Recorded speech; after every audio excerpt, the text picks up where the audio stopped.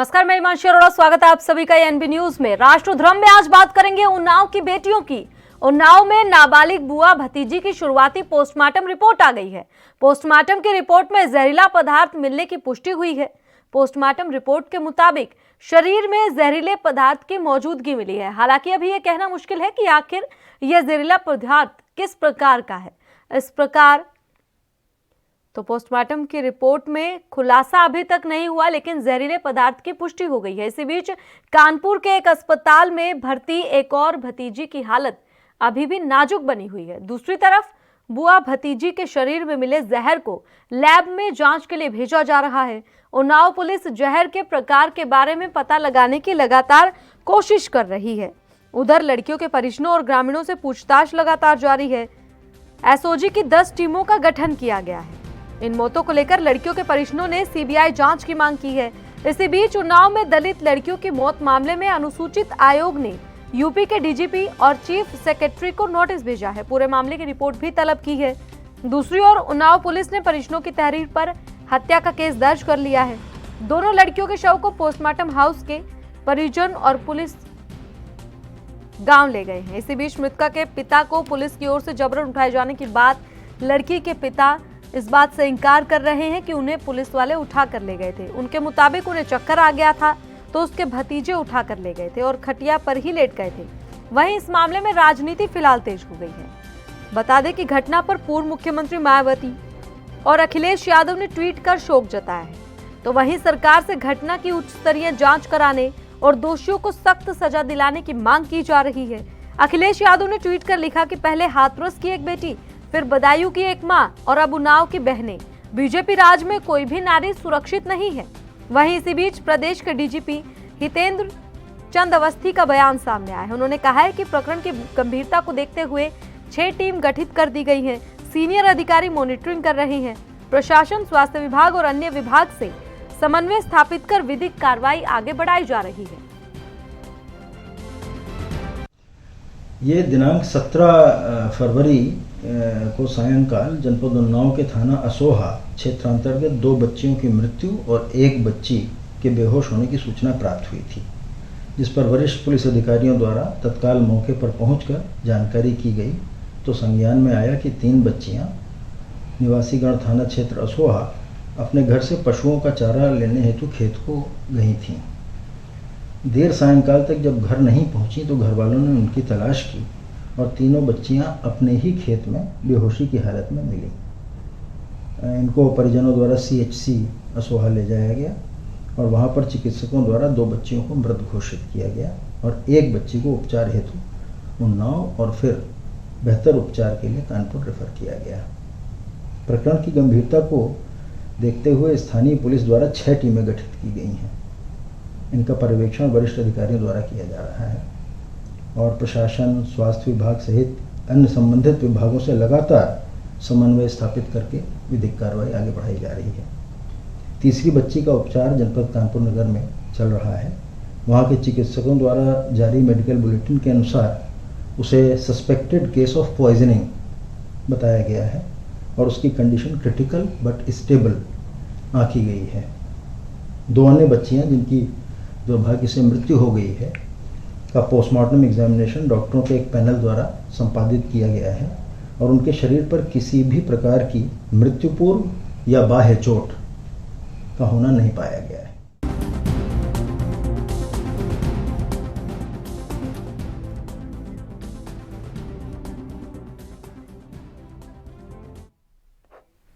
और इसी मुद्दे पर आज चर्चा करेंगे। राजनीति नहीं करनी है, चर्चा करनी है और यह जानना है कि बेटियों को इंसाफ कब मिलेगा। बीजेपी से राघवेंद्र हमारे साथ जुड़ गए हैं मुद्दे पर चर्चा करने के लिए। सबसे पहले स्वागत है आपका राघवेंद्र जी। सीधा सवाल मेरा आपसे यही रहेगा कि बेटियों को इंसाफ कब मिलेगा। राजनीति नहीं चाहते, मामले लगातार सामने आ रहे हैं, आपकी सरकार क्या कर रही है? हमारी सरकार जो है, जो जनता के हितों की सुरक्षा के लिए लगातार दृढ़ संकल्पित है। संगठित अपराध हमारे उत्तर प्रदेश में लगातार बिल्कुल समाप्ति के कगार पर हैं। हाँ, चाहे बगाहे जो घटनाएं हो जाती हैं निश्चित रूप से वे चिंता का विषय है। जो उन्नाव वाली घटना है उसको हमारे माननीय मुख्यमंत्री जी ने बहुत ही आपके गंभीरता से लिया हुआ है। पूरी सरकार एक्टिव है 10 SIT की टीमें गठित कर दी गई हैं और इस विषय को पूरी जांच हो रही है। और जो उनके जो गार्जियन है उनके कहने से हत्या का मुकदमा भी दर्ज हो गया है। निश्चित रूप से इस विषय का दूध पानी का पानी जल्द ही हो जाएगा।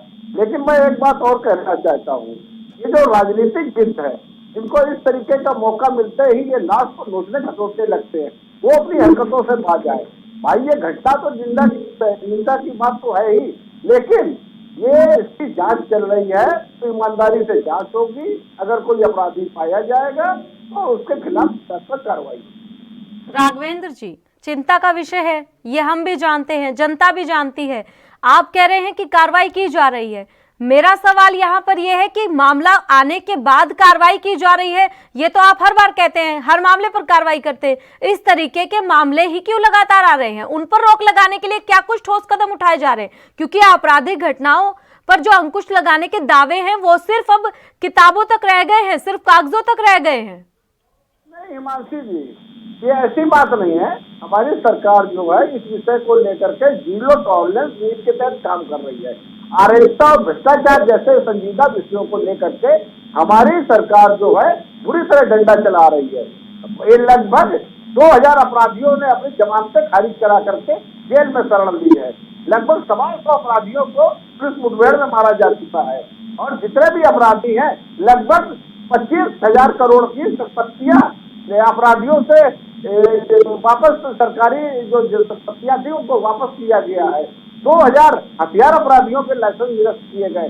भाई ये बात कहना आपको उचित नहीं है कि हमारी सरकार जो है इस विषय में संजीदा नहीं है। हाँ, मैं ये कह रहा हूँ ऐसी चिंता का विषय है। उत्तर प्रदेश बहुत बड़ा विषय है, बहुत बड़ा प्रदेश है, इस प्रकार की घटनाएं नहीं होनी चाहिए लेकिन हो जाती हैं। हमारी सरकार जो संकल्पित है जीरो टॉलरेंस नीति को लेकर के आगे आने वाले समय में और भी ज्यादा सख्ती से कदम उठाए जाएंगे। लेकिन जो ये घटनाएं हो जाती हैं निश्चित रूप से इसमें हम लोग बहुत ही संजीदगी से काम कर रहे हैं। जैसे उन्नाव का विषय है उसमें SIT की टीमें गठित कर दी गई है, 10 टीमें हैं। माननीय मुख्यमंत्री जी स्वतः इस विषय को अपने संज्ञान में लिए हुए हैं।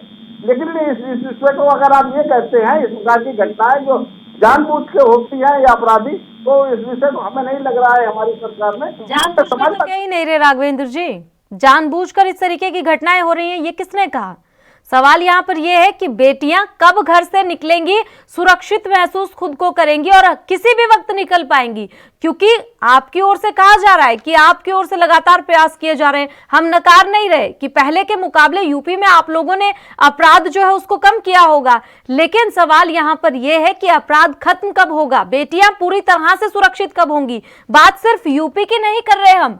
फिलहाल मामला उन्नाव से सामने आया तो क्या हुआ, लेकिन बाकी अगर राज्यों की बात करें तो वहां भी हालत ऐसी ही है। नहीं है, ऐसा जो आप कह रही हैं ऐसा नहीं है। हमारी सरकार बेटी पढ़ाओ बेटी बचाओ को लेकर के लगातार काम कर रही है। इस विषय में बिल्कुल जो संकल्पित है, ईमानदारी से काम हो रहा है। अपराध के क्षेत्र में जीरो टॉलरेंस नीति के तहत काम हो रहा है। उत्तर प्रदेश में संगठित अपराध समाप्ति के कगार पर है और जैसे उन्नाव वाली घटना है इस विषय को हमारी सरकार बहुत गंभीरता से लिए हुए है। देखिए इस विषय को लेकर के अगर हम सीधे आरोप लगा सकते हैं कि हत्या का विषय है तो हमें लग रहा है ये उचित नहीं है। इस विषय में जो परिवारजनों को जो बयान आ रहे हैं वो भी बहुत विरोधाभासी है। जैसे अभी मैं एक परिवार का बयान देख रहा था इसमें, तो उसमें कह रहे थे लोग तो राजनीतिक हित जो है वो ये कह रहे थे कि लड़की के हाथ पैर बंधे थे, परिवार वाले कह रहे हाथ पैर नहीं बंधे थे। राजनीतिक जिद कह रहे थे कि उनके परिवार वालों को जबरन लाया गया थाने में, और जो उनके जो परिवार वाले कह रहे ऐसा कोई विषय नहीं है। तो एकदम से कोई अगर ये कह देना कि इस विषय में हत्या का ही एंगल है तो हमें लग रहा है ये अन्याय हो। राघवेंद्र जी, हत्या का, रेप का मैंने तो कोई शब्द इस्तेमाल ही नहीं किया, मैंने तो कोई आरोप लगाया ही नहीं है। मैं तो ये कह रही हूँ कि मामला अभी तक स्पष्ट ही नहीं हो पाया कि आखिर हुआ क्या है। उसकी जांच तो आपकी ओर से की जा रही है, सरकार बैठी है, पुलिस बैठी है, अपना अपना काम कर रही है। मामले का खुलासा होगा तब इस बारे में बातचीत होगी, लेकिन सवाल तो मैंने तो कोई शब्द इस्तेमाल ही नहीं किया कि हत्या हुई, रेप हुआ या क्या हुआ। ये तो खुलासा होगा तब सामने आएगा। बात यहाँ पर यह है कि आपराधिक हौसले लगातार बुलंद होते जा रहे हैं, राउंड फायर हो जाते हैं, खुलेआम दिन दहाड़े मर्डर हो रहे हैं। उनके ऊपर आपको क्या लगता है एक कानून बनाने की जरूरत नहीं है, क्योंकि पहले भी तमाम कानून हैं, लेकिन बावजूद इसके अपराधियों के मन में खौफ नहीं है कहीं ना कहीं, जिसके चलते इस प्रकार की आपराधिक घटनाएं बढ़ रही हैं। अरे हिमांशी जी, कैसी आप बात कर रही हैं? अगर खौफ न होता तो 2000 अपराधी अपनी जमानत निरस्त कराकर वापस जेलों में नहीं जाते। अगर खौफ न होता, लगभग 25,000 करोड़ की संपत्ति ना उनसे ले ली गई होती। अगर खौफ न होता, आप ये बताइए ना, अगर अपराधियों के मन में खौफ होता तो जिस प्रकार से रेप की घटनाएं सामने आती हैं वो नहीं आती। जिस प्रकार से अपराधी बेखौफ होकर तमंचा लहराते हुए गली से निकल जाते हैं, अगर खौफ होता तो वो इस तरीके के कदम उठाते। बताइए आप। नहीं, ऐसा नहीं। ये कहना हमें लग रहा है हमारी सरकार के लिए अन्याय है। उत्तर प्रदेश सुरक्षित है। पूर्व सरकारों के प्रकार से उत्तर प्रदेश से आ रही होती थी। समाजवादी पार्टी ने अपहरण को उद्योग बना रखे थे। समाजवादी पार्टी के गुंडे टकराव गया चौराहे पर चीजों को करके घुमाते थे। समाजवादी पार्टी के गुंडे दिन दहाड़े वसूली करते थे। एटा की सड़कों पर ठीक है, आपके सवाल का जवाब ले लेंगे। सपा से हमारे साथ संजीव त्रिवेदी जुड़ गए हैं। सबसे पहले आपका बहुत बहुत स्वागत है संजीव जी। बहुत बहुत धन्यवाद आपका। जी, सुना आपने, हमारे साथ राघवेंद्र जी बने हुए बीजेपी से। हमने उनसे सवाल पूछा कि उनकी सरकार में इस प्रकार से आपराधिक घटनाएं लगातार बढ़ती जा रही हैं, क्या अपराधियों के मन में खौफ खत्म हो गया है? तो सुना आपने, उन्होंने कहा कि सपा का राज देख लीजिए, हमने तो अपराध पर लगाम लगाई है, सपा के राज में तो खुद वही गुंडे बने फिरते थे। नहीं, ऐसा नहीं है। इनका ये आरोप पूरी तरीके से सिर्फ मनगढ़ंत कहानी है। और आप ये देख सकती हैं कि 2012 से लेकर 2017 के बीच में माननीय अखिलेश जी के नेतृत्व में सरकार रही हमारी, और पूरे प्रदेश में कहीं इस तरीके से कोई घटना नहीं घटी है। एक दो वाकये जरूर हुए, लेकिन कहीं ऐसी कोई घटना नहीं हुई है। आज स्थिति यह है कि इनका नारा जो बेटी बचाओ है, वो बेटी वाकई में बचाव के लिए है कि आप अपनी अपनी बेटियां बचाइए। हमारे गुंडे गली में घूम रहे हैं, रोडों पे घूम रहे हैं, और दुर्भाग्य ये है कि हमारी बेटियों को बचाने वाला जो शासन होना चाहिए, जो पुलिस का इकबाल होना चाहिए, वो खत्म हो चुका है 2017 के बाद। माफ कीजिए संजीव जी, दूध की धुली तो समाजवादी पार्टी भी नहीं है। उनके टाइम पे भी ये सब होता था और तब उनसे सवाल पूछा जाता था, और आज बीजेपी है तो मैं बीजेपी से सवाल पूछ रही हूं। लेकिन आप ये मत कहिए कि आपके समय में नहीं होता था, क्योंकि सत्ता किसी की भी रही हो, लेकिन बेटियां हमेशा इस प्रकार से दरिंदगी का शिकार होती आई हैं। आज की बात नहीं है ये। बिल्कुल, मैं आपकी बात से इत्तेफाक रखता हूं कि ऐसा होता है। लेकिन इधर जब से इनकी सरकार आई है 2017 के बाद, तब से आप उत्पीड़न का जितने भी मामला देखिए, आपको लगे चाहे महिला उत्पीड़न का हो या बाल। चले ठीक है, जवाब ले लेते हैं। ठीक है, राघवेंद्र जी जवाब दीजिए। अरे मानसी जी, मुझे याद है मुलायम सिंह जी का वो बयान, जिन्होंने ये कहा था बलात्कार के विषय को लेकर के कि लड़के हैं, गलतियां हो ही जाती हैं। कितना बेहयाई का जवाब है ये। भारतीय जनता पार्टी के नेता या मुख्यमंत्री इस विषय को लेकर के इस प्रकार के बयान नहीं देते हैं।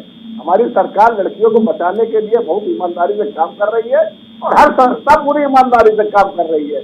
अराजकता, भ्रष्टाचार जैसे विषयों को लेकर के हम लोग जीरो टॉलरेंस नीति के तहत काम कर रहे हैं। उत्तर प्रदेश में भ्रष्टाचार का आज भी एक भी कोई ऐसी घटना नहीं हुई है जिसको हम कहा जाए कि भाजपा सरकार में इस प्रकार की घटनाएं हो रही है। समाजवादी पार्टी और केंद्र की कांग्रेस सरकार में लगातार भ्रष्टाचार की घटनाएं होती थी। ऐसा कोई हफ्ता नहीं जाता था जिसमें कोई भ्रष्टाचार या अराजकता नहीं हुआ करती थी। अगर कोई विषय आता था, कोई भी काम करते थे समाजवादी पार्टी, तो उसके पीछे या तो भ्रष्टाचार हो जाता या अराजकता होती थी। अगर इस विषय को सुन लेकर के करते थे, समाजवादी पार्टी के नेता कोई काम नहीं करते थे। अरे हिमांशी जी, हमारी सरकार बहुत ही ईमानदारी से काम कर रही है। आपकी ईमानदारी विषय को लेकर के जीरो टॉलरेंस काम कर रही है। वो अराजकता जो है बिल्कुल समाप्ति के कगार पर है। आप याद करिए, समाजवादी पार्टी की सरकार, ऐसा कोई हफ्ता नहीं होता था जब चर्चा नहीं होते थे। ऐसा कोई नहीं होता था जब हमारी सरकार में ईमानदारी से काम हो रहा है। हमारी सरकार अगर उसको नंबर देने की बात आए तो मैं 100 में 100 दूं। ठीक है, राघवेंद्र फिलहाल बदजुबानी पे नहीं जाएंगे, राजनीति पे नहीं जाएंगे, क्योंकि ये मुद्दा बड़ा पेचीदा, बड़ा संगीन, और इस मुद्दे पर राजनीति करना शोभा नहीं देता। यहाँ पर बेटियों का सवाल है और सीधा सवाल यही है कि बेटियां सुरक्षित कब होंगी, क्योंकि कानून का डर खत्म हो गया है। हम सिर्फ आपकी सत्ता में सरकार है इसलिए सवाल आपसे पूछ रहे हैं। सपा जब थी तब उनसे पूछा जाता था, और देखना, ये सुनिश्चित करना आप ही की जिम्मेदारी है कि बेटियां सुरक्षित हो। हम ये नहीं कह रहे कि समाजवादी पार्टी की जब सरकार थी तब उस दौरान अपराध नहीं होता था, उस दौरान भी अपराधियों के हौसले बुलंद थे, लेकिन आपके समय में आपने ऐसा क्या किया है और आगे आप ऐसा क्या करने वाले हैं जिससे बेटियों को इंसाफ मिले?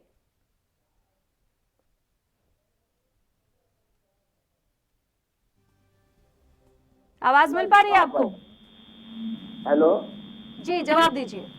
हम ये कह रहे हैं, लगातार महिला थाने बनवाए गए हैं, उसमें महिला स्टाफ है, जो FIR है, ऑनलाइन FIR की व्यवस्था की है। कोई भी इस प्रकार की घटना होती है उसको पूरी संजीदगी से हमारी सरकार लेती है। ऑनलाइन FIR की व्यवस्था भी कर दी गई है। जैसे कोई घटना होती है तो देखिए, उत्तर प्रदेश बहुत बड़ा प्रदेश है, इसमें घटना तो नहीं होनी चाहिए। जीरो टॉलरेंस नीति के तहत हम लोग काम कर रहे हैं, ईमानदारी से काम कर रहे हैं, लेकिन अगर कोई एक भी घटना हो जाती है तो वह बहुत गंभीरता का विषय है, हम लोग उसको पूरी गंभीरता से लेते हैं। लेकिन अन्य सरकारों का भी विषय, भाई तुलनात्मक अध्ययन तो होगा हिमांशु जी। अगर अन्य सरकारों की तुलना में हमें देख ले तो हमारी सरकार जो है, हो सकता है कुछ घटनाएं हो जाती हो, उनकी घटना में 100% अपराध होते हो, 100% अराजकता होती हो, हमारी सरकार में बहुत थोड़ी नाम मात्र कोई सारी घटनाएं होती है। चलिए ठीक है, संजीव जी आपके पास आना चाहूंगी। आपको क्या लगता है कि बेटियों को इंसाफ, देखिए राजनीति में नहीं चाहते इस मुद्दे पर, आप साफ तौर पर ये बताइए कि आपको क्या लगता है और ऐसे क्या कदम उठाए जाने चाहिए जिससे बेटियां सुरक्षित हो। जवाब आपका लेंगे, फिलहाल रुकेंगे एक छोटे से ब्रेक के लिए, फौरन लौटेंगे।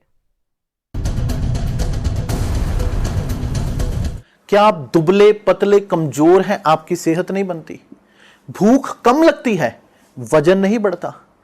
दरअसल मेन बात खाना पीना खाना नहीं है, मेन बात है खाया पिया लगना। और अगर खाया पिया लगेगा ही नहीं तो सेहत बनेगी कैसे? इसलिए हमारी संस्था सन्यासी आयुर्वेदा ने एक ऐसी दवा बनाई है जो कि आपके पाचन तंत्र को, आपके लीवर सिस्टम को ठीक करने का काम करती है, ताकि आप जो भी खाएं उसका पूरे का पूरा निचोड़ आपके शरीर को लगे, आपकी भूख बढ़े, खाया पिया सही से लगे, नया खून बने, हड्डियों में जान आए, वजन बढ़े, ताकत बढ़े, चेहरे पर नूर आए और आप मोटे तगड़े खूबसूरत पर्सनैलिटी के मालिक बन जाएं। यह दवा पूरी तरह से आयुर्वेदिक होती है। इसका शरीर पर कोई भी साइड इफेक्ट, कोई भी नुकसान या दुष्प्रभाव नहीं होता। लड़के लड़कियां दोनों इसका इस्तेमाल कर सकते हैं और पहले 15 दिन के अंदर ही आपको इसका असर महसूस हो जाएगा। सिर्फ 650 रुपए की पूरे 1 महीने की दवा होती है और आप इसे घर बैठे 01145454545 पर फोन करके दवा मंगवा सकते हैं।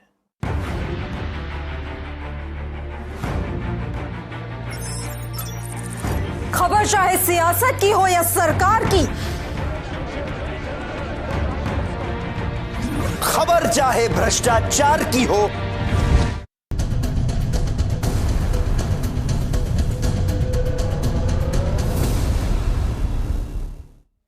और ब्रेक के बाद आप सभी का फिर से स्वागत है। चर्चा पर फिर से लौटेंगे। संजीव जी, आपसे सवाल मैंने पूछा था, जवाब आपका चाहूंगी, चाहे तो मैं सवाल फिर से दोहरा सकती हूँ।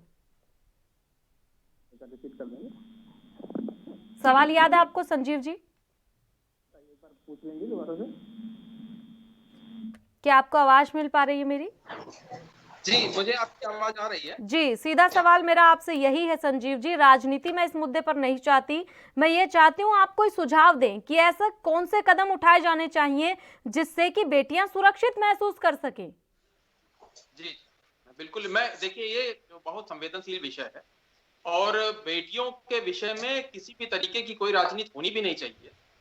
लेकिन दुर्भाग्य है कि ये राघवेंद्र जी जो बात कह रहे हैं उसको समझना पड़ेगा। जैसे अभी इन्होंने कहा कि महिला थाने बनवाए और महिला थानों में महिला अधिकारियों की पोस्टिंग कराई। ये पूरी तरीके से झूठ बोल रहे हैं। उन्नाव का मैं आपको बता रहा हूं, उन्नाव के महिला थाने में पुलिस इंस्पेक्टर पोस्ट है, जो इंस्पेक्टर प्रभारी है वहां पे वो पुरुष है, और ये कह रहे हैं कि महिलाओं को हमने पोस्टिंग कराई है, महिला, जबकि महिला थाने में महिला अधिकारी होना।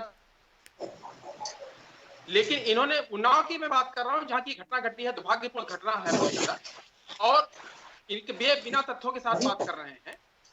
दूसरी बात है कि ये बहुत संवेदनशील विषय है, इसमें सबसे पहले इनको ये करना है बंद कर लें, और किसी को बंद करने से पहले, क्योंकि बेटी बचाओ, आप जनता के बीच जान चुके हैं कि बेटी किससे बचाना है। बेटी सिर्फ हमको इनके गुंडों से बचाना और किसी से नहीं बचाना। अगर इनके गुंडे कंट्रोल हो जाएंगे तो निश्चित रूप से प्रदेश, देखिए फिर आप संजीव जी, फिर आप कहीं ना कहीं राजनीति को बीच में ला रहे हैं। आप कह रहे हैं कि उनके गुंडों से बचाना है, आप क्या कहना चाह रहे हैं कि जो भी आपराधिक घटनाएं हो रही है सब बीजेपी कर रही है? कहीं ना कहीं आप देखिए, उन्नाव में हमारे 4.5 महीने पहले एक घटना घटी जिसमें एक पत्रकार की हत्या हो गई, और उसमें जो नामजद अभियुक्त थे, एक इंस्पेक्टर और एक सिपाही को आज तक पुलिस ढूंढ नहीं पाई। दुर्भाग्य देखिए कि 4.5 महीने पहले एक पत्रकार की हत्या होती है, और उसमें नामजद है 302 का अपराधी, उसको पुलिस विभाग का वो कर्मचारी है और उसको पुलिस ही नहीं ढूंढ पा रही है।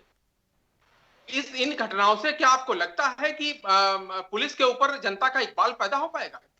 चले ठीक है, राघवेंद्र जी जवाब दीजिए। ठीक है संजीव जी, राघवेंद्र जी जवाब दीजिए। आप यहाँ पर महिला थानों की बात कर रहे हैं, उन्नाव में महिला थाने में महिला पुलिसकर्मी नहीं है, ये आरोप लगाया गया है, जवाब दीजिए इसके ऊपर। जी हो सकता है, मुझे इसकी जानकारी नहीं है, हो सकता है स्टाफ की कमी के चलते ऐसी कोई व्यवस्था की गई हो। ये सब वैकल्पिक व्यवस्थाएं होती है हिमांशु जी। हमारी सरकार ईमानदारी से काम करने वाली सरकार है। तो कमियां भी तो मानिए सर, अपनी कमियां मानेंगे या नहीं मानेंगे? ठीक है, आपकी सरकार काम कर रही है, आप ये दावे कर रहे हैं कि आपकी सरकार काम कर रही है, ठीक है, हम मान लेते हैं आपकी सरकार काम कर रही है, लेकिन जो कमियां हैं उन्हें तो मानिए आप। नहीं मानते हैं हिमांशु जी, इस विषय में राजनीति नहीं होनी चाहिए, न मैं राजनीतिक बयानबाजी कर रहा हूँ। बहुत संजीदा विषय है। हमारे घरों की लड़कियां जब तक सुरक्षित नहीं होंगी तो उत्तर प्रदेश में सुरक्षा का वातावरण नहीं होगा। लेकिन मुझे अपनी बात पूरी कहने का भी अधिकार है। चलिए ठीक है, पार्टी का पक्ष पूरा रखने का भी अधिकार है। मुझे तुलनात्मक अध्ययन करने का भी अधिकार है।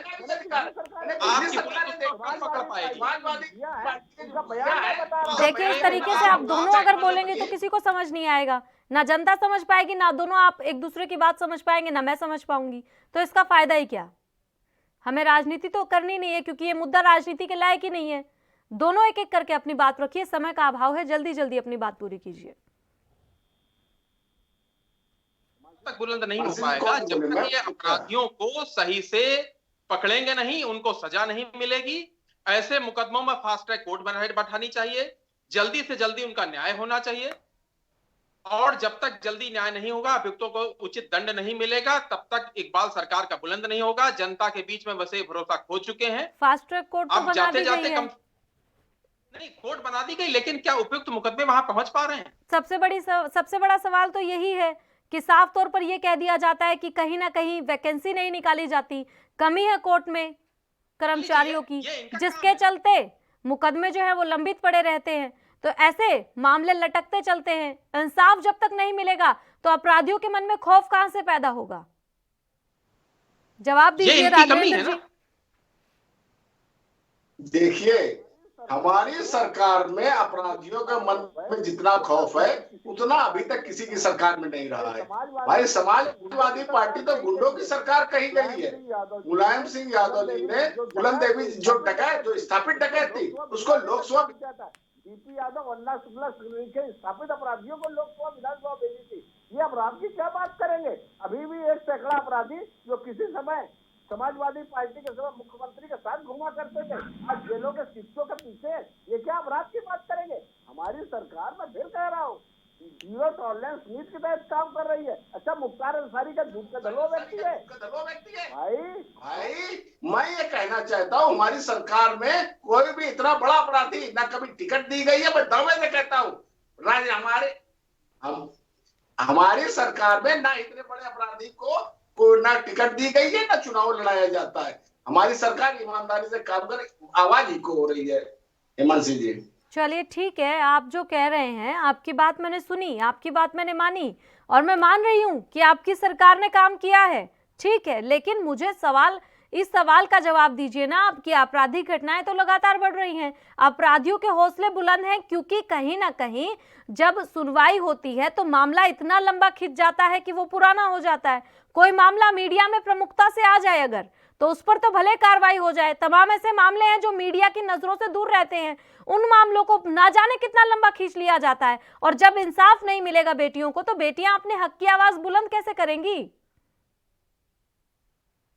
देखिए, न्यायिक व्यवस्था का हो सकता है कोई हिला हवाला होता हो, लेट हो जाता हो कोई विषय, लेकिन इसमें सरकार की नीति और नियत पर सवाल नहीं खड़े किए जा सकते। नियत पर तो सवाल खड़े हो ही नहीं रहे, नीति पे तो सवाल खड़े होंगे यहाँ पर। आप बार बार ये कह रही हैं हमारी सरकार में अपराधी बेखौफ घूमा करते हैं। उत्तर प्रदेश में संगठित अपराध समाप्ति की कगार पे लगभग समाप्त हो चुका है। उत्तर प्रदेश की सीमा के अंदर एक भी संगठित अपराधी नहीं है, सब उत्तर प्रदेश की सीमा से बाहर हैं। या तो अपराधी 125 अपराधियों को सीधे मुठभेड़ में मारा जा चुका है हिमांशी जी। इससे पहले कितना इन लोगों ने काम किया था, लगभग 2000 अपराधी जमानत खारिज करा के जेलों में जा चुके। हिमांशी जी, आप कह रही हैं कि अपराधियों के हौसले बुलंद है, इसके पहले सरकारों में क्या इसलिए ऐसे उदाहरण देखने को मिलते थे? हमारी सरकार में लगभग 25,000 करोड़ की संपत्तियां, सरकारी संपत्तियां छुड़ाई गई हैं इन लोगों से। आप कह रही हैं ये अपराधियों के हौसले बुलंद है, अपराधियों के बिल्कुल हौसले पस्त है। उत्तर प्रदेश में संगठित अपराध और अपराधी उत्तर प्रदेश की सीमा छोड़ चुके हैं या ऊपर का रास्ता देख चुके हैं। हमारी सरकार राघवेंद्र जी, अपराधियों के हौसले बुलंद हैं, तभी बेटियों के साथ इस प्रकार की आपराधिक घटनाएं बढ़ रही हैं। मैं आपकी बात को नकार नहीं रही हूं कि आप कह रहे हैं कि आप लोगों ने अपराध पर लगाम लगाई है, अंकुश लगाया है, ठीक है, बहुत मामलों में आपने कार्रवाई की होगी। और पुरानी सरकार की तो मैं बात करूंगी ही नहीं, फिलहाल बीजेपी की सरकार है, मैं उसके बारे में पूछूंगी कि आप लोग क्या कर रहे हैं। और मेरा सीधा सवाल यहाँ पर यही था कि कब बेटियां जो है बिना खौफ के घर से निकल पाएंगी, और इसका जवाब फिलहाल आप सत्ता में है तो मेरा आपसे लेने का ही फर्ज बनेगा।